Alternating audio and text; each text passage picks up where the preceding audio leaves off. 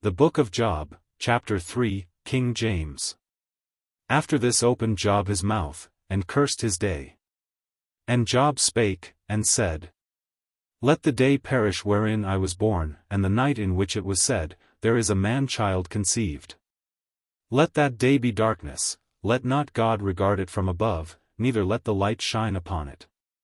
Let darkness and the shadow of death stain it, let a cloud dwell upon it, let the blackness of the day terrify it. As for that night, let darkness seize upon it, let it not be joined unto the days of the year, let it not come into the number of the months.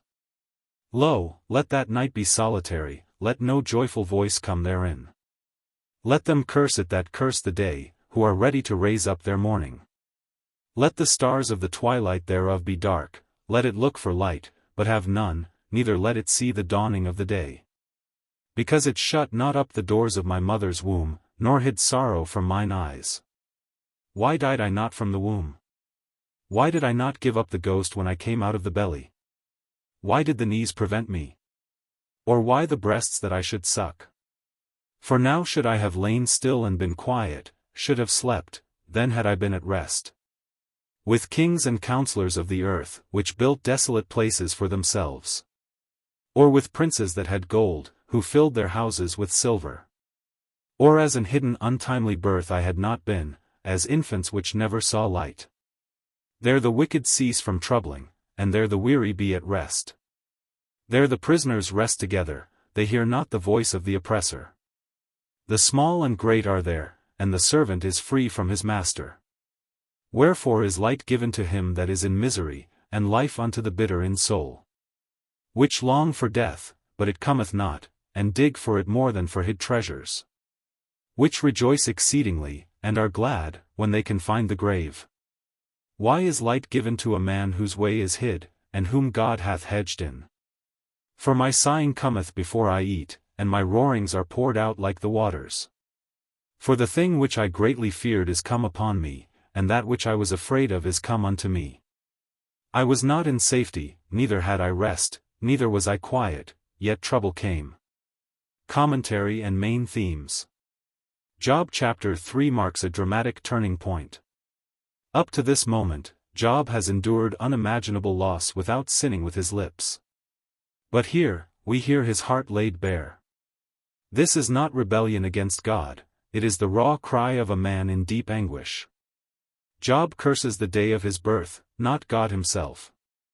He wishes he had never been born, expressing a depth of sorrow that many people, in moments of extreme suffering, can relate to. This chapter teaches us something important: faith does not eliminate pain, and even the most righteous can experience overwhelming grief. Job wrestles with questions that echo through every generation. Why is life given to those who suffer?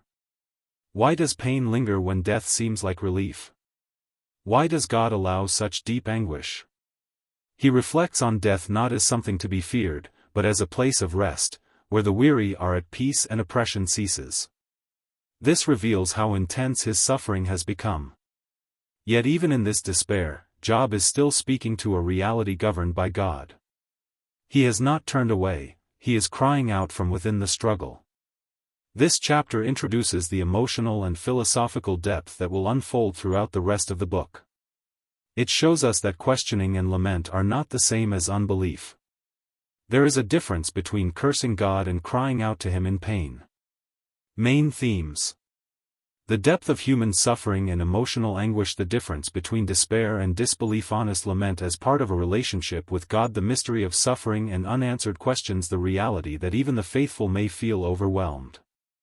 Job chapter 3 reminds us that God allows us to bring our pain to him honestly. Silence is not required, truth is.